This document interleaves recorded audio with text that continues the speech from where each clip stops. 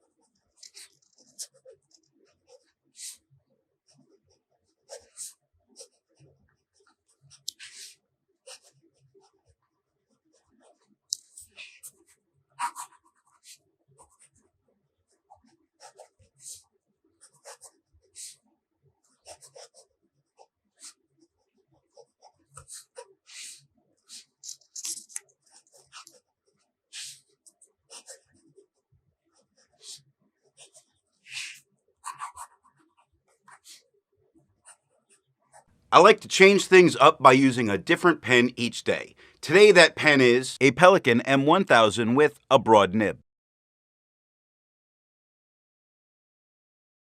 It's inked up, used for a day, and used to take the notes for this video.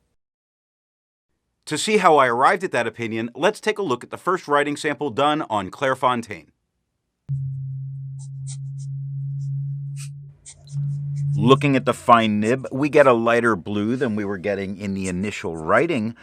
It's not a bad blue that we're getting here. Very flat tone of blue. We're not getting any feathering. We're not getting any spread. We're getting a couple of moments where shade does show itself. You'll see it happening on the second line where it goes darker to lighter to darker. So it does have some shading.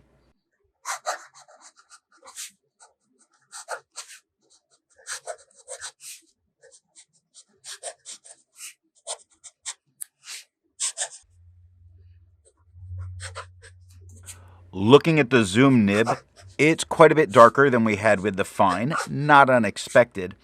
It's not feathering, it's not spreading, it's not shading, it's just a dark blue. And I'm going to try and keep a lot of my comments pretty short because you're going to see the backs of pages.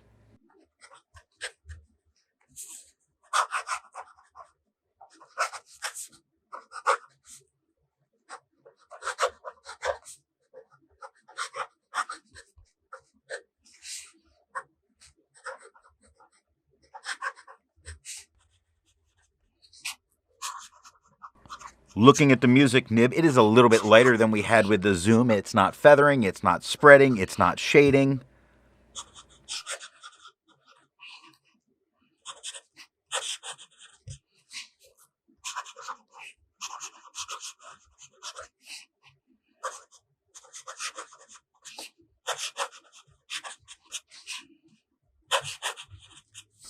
Looking at the back of the page, I am surprised that it didn't bleed through and touch the page underneath based on how deep this is going through Clairfontaine, a paper that usually does incredibly well.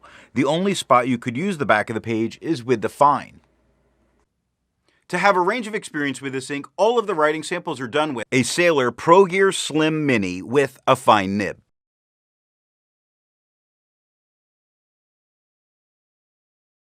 a Sailor 1911 Large with a zoom nib,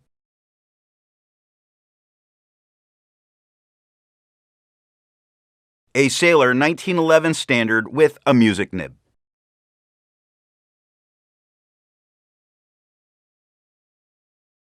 The next writing sample is done in a FieldNotes Steno notebook. Looking at the fine nib, we get a lighter blue than we had on the Clairfontaine.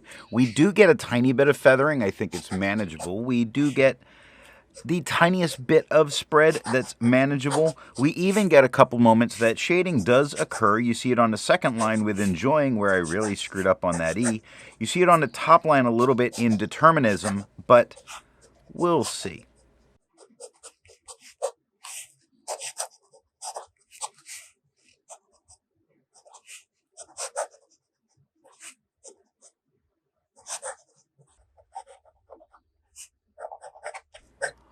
Looking at the zoom nib, it's quite a bit darker than we had with the fine. It's got a tiny bit of feathering. I want to say that the spread is really under control, and that's the benefit of those pens that I won't pick on this. But it also has no shading.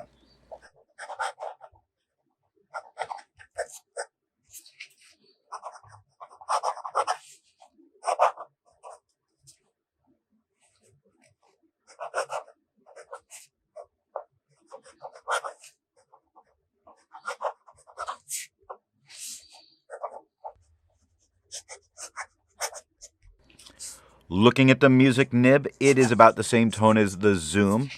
It does have tiny feathers that are there. I don't think it's really spreading. It's not really shading.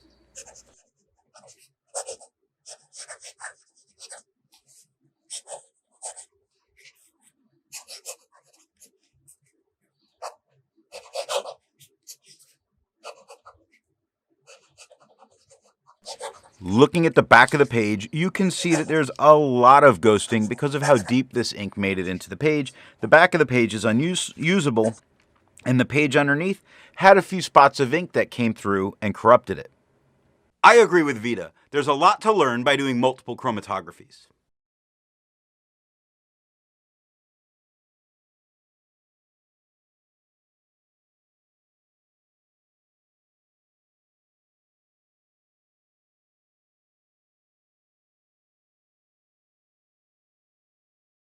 The next writing sample is done in an AmPad Steno notebook.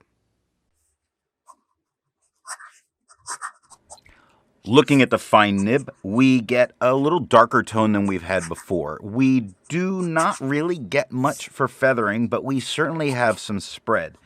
And no shading.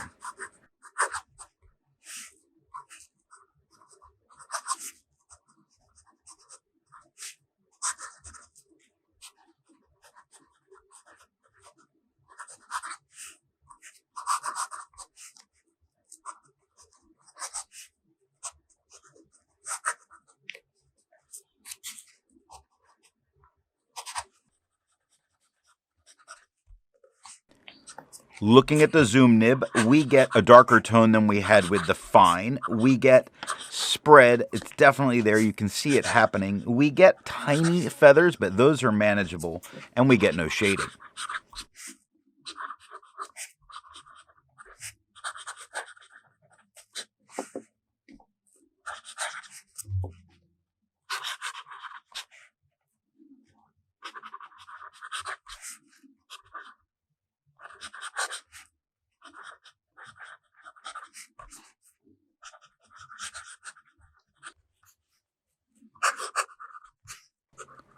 Looking at the music nib, it's a little lighter than what we had with the zoom, even a little darker than the fine. The feathering is minor. It's going to occur towards the later lines in the writing, but it is kind of there. The spread is way under control and manageable, and as before, there's no shading.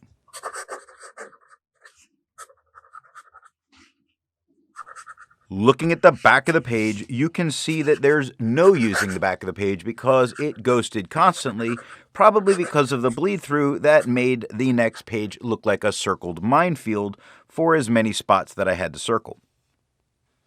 Resistance tests are done to see how this ink can be expected to perform on the page, and more importantly, how hard it may be to clean from your pen.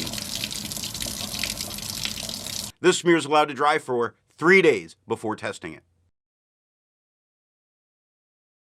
And here we see the results of the resistance test.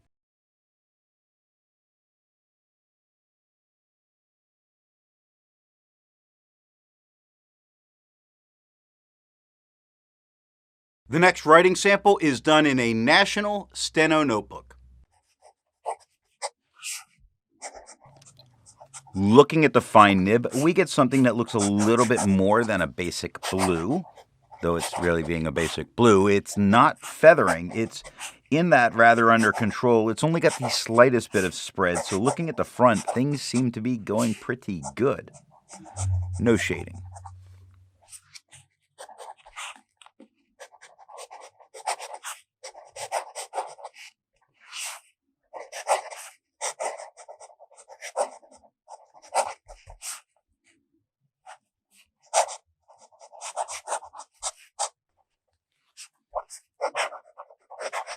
Looking at the zoom nib, it's quite a bit darker than we had with the fine. It does have tiny feathers. You see it in substitute on the first line.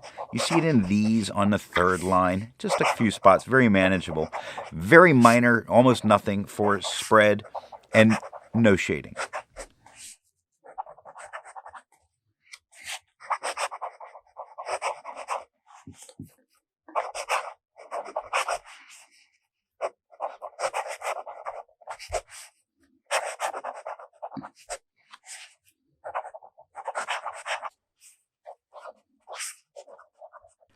Looking at the music nib, it is about the same tone as the zoom. The feathering is even less than it was with the zoom. The spread is, I think, a little bit more. We certainly see that it is spreading here compared to how I normally write with the music. And shading, none. And that's okay.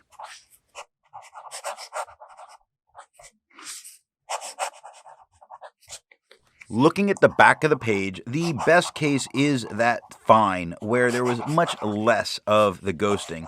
You can't use the back of the page, and seeing the page underneath, it has tons of spots that have been circled because of the bleeding. With over 1,000 inks reviewed, let's take a look at some color comparables. Here is Califolio Omi Osun. Here is Diamine Midnight.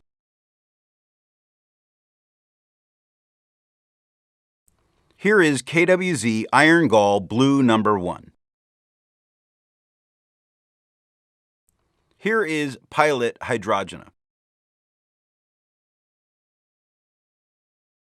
The next writing sample is done in an Office Depot Steno notebook. Looking at the fine nib, I think we get the nicest shade of blue that we've had so far in the writing samples. It's feathering very, very minor, really under control. Same with the spread. It is kind of there, but so under control. We're not getting any real shading going on, so that's okay though.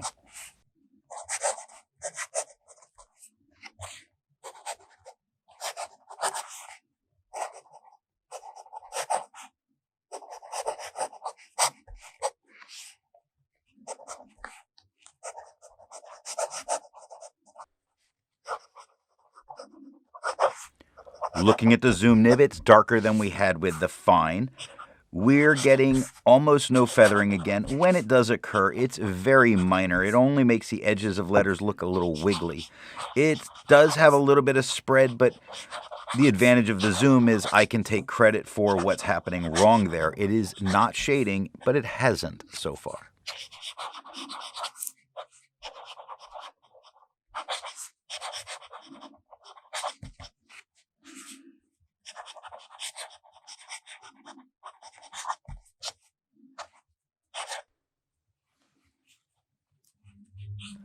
Looking at the music nib, it is a little bit lighter than the zoom.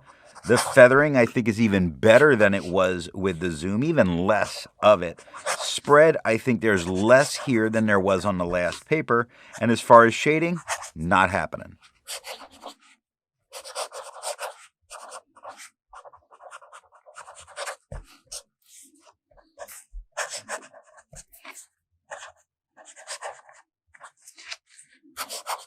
Looking at the back of the page, it's fairly obvious that the amount of ghosting means you can't use the back of the page. And seeing the amount of spots I circled from the page underneath, you can't use that page either. While it's nice to find other inks in the same color family, I'd prefer to find an ink that complements its color on the page. Here is a pink ink by Geherban, their Roule Dancer. Here is an orange ink by Elixir, their Siloso Sunset.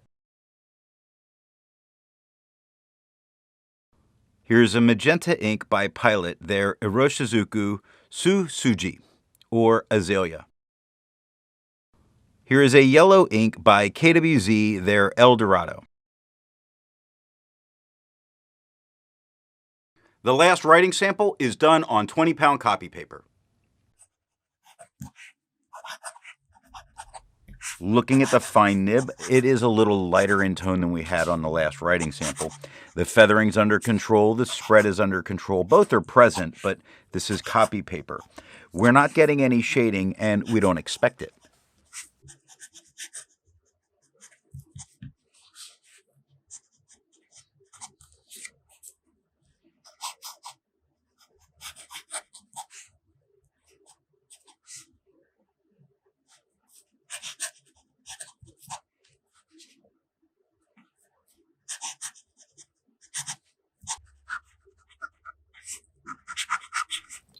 Looking at the zoom nib, it is quite a bit darker than the fine. It does have tiny bits of feathering. It does have a little bit of spread. Both are manageable. We're not getting any shading. We're not expecting it. We haven't this far.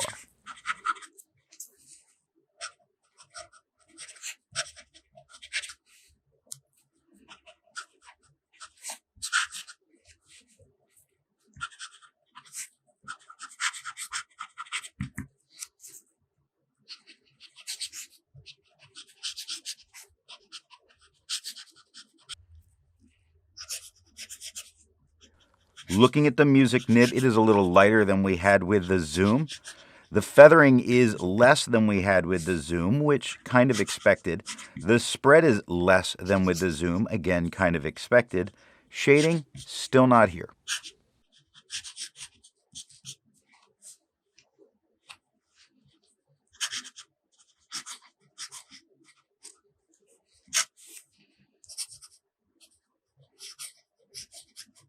Looking at the back of the page, there's no chance of writing back there because look at the page underneath.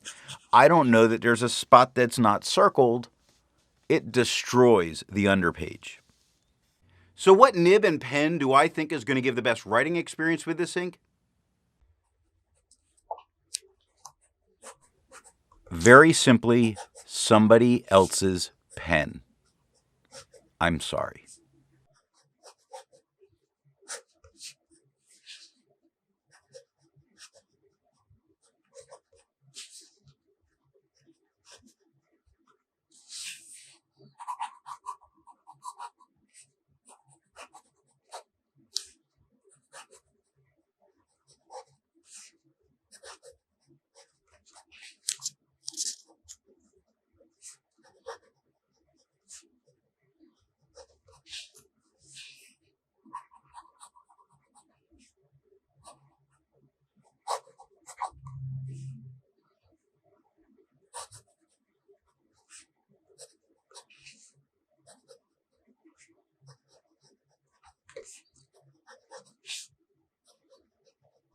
I hope you got something out of this video, and if you want to support the channel, you can over on Patreon.